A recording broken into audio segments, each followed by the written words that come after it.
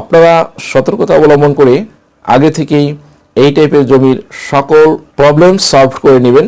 সাধারণ মানুষের জানার জন্য ভিডিওটির মাধ্যমে সম্পূর্ণ বিষয়টি উপস্থাপন করছি। ভিউয়ার্স, 1 নম্বরে অনেকে বিদেশে থেকে বা দেশে থেকেই স্ত্রী সন্তান ভাই বোন বা শ্যালকের নামে সম্পত্তি কিনেছিলেন। এখন এই সম্পত্তি চাইতে গেলে দেখছেন তার ফেরত দিচ্ছে না, তখন মামলা মোকদ্দমা করলেও কিন্তু জমি ফেরত পাবেন না। এই ধরনের সম্পত্তির জন্য মামলা মোকদ্দমা যেন করতে না পারেন, এজন্য এসব জমি খাস হয়ে যেতে পারে। এই জমি নিয়ে মামলা করতে পারেন, কিন্তু মামলা করলে লাভ নেই, কারণ দলিল যার জমি হবে তার।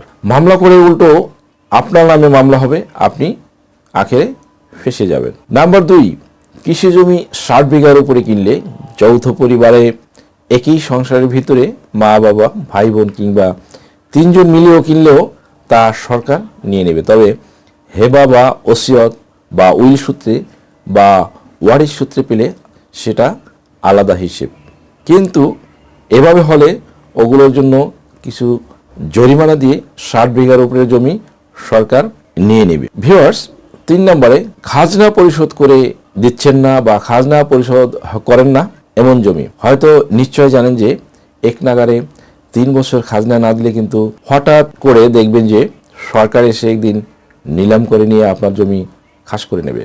দেখা গেল সেখানে গুচ্ছগ্রাম করে ফেললো বা ভূমিহীনদের দিয়ে দিচ্ছে। সুতরাং খাজনা পরিশোধ করবেন। খাজনা দেননি তো 33% জমি আপনাকে দিবে, বাকিটা ধরুন আপনার বসত ঘর, রান্নাঘর, অন্যান্য ঘর থাকলেও তা রেখে বাকিটা নিয়ে নেবে। কোনো কারণে দেউলিয়া হলে বা ঋণী হলে জমি কিন্তু নিলাম ঘোষণা করবে। 4 নম্বরে আপনার জমি বর্গা দিতে চাচ্ছেন, বর্গা দিবেন। জমি বর্গা দিলে কিছু আইন মেনে চলতে হবে। এই নিয়ে একটি আন্দোলন হয়েছিল যার নাম ছিল তেভাগা আন্দোলন। ইন্ডিয়ান সাবকন্টিনেন্টে তেভাগা আন্দোলন 1946 সালের ডিসেম্বরে শুরু হয়েছে এবং চলেছে 1947 সাল পর্যন্ত। বর্গা বা ভাগ চাষিরা এতে অংশ নেয়। মোট উৎপন্ন ফসলের 3 ভাগের 2 ভাগ পাবে চাষি, 1 ভাগ জমির মালিক। এই দাবি থেকেই তেভাগা আন্দোলনের সূত্রপাত। এই আন্দোলনের জনক নামে খ্যাত হাজী মোহাম্মদ দানেশ।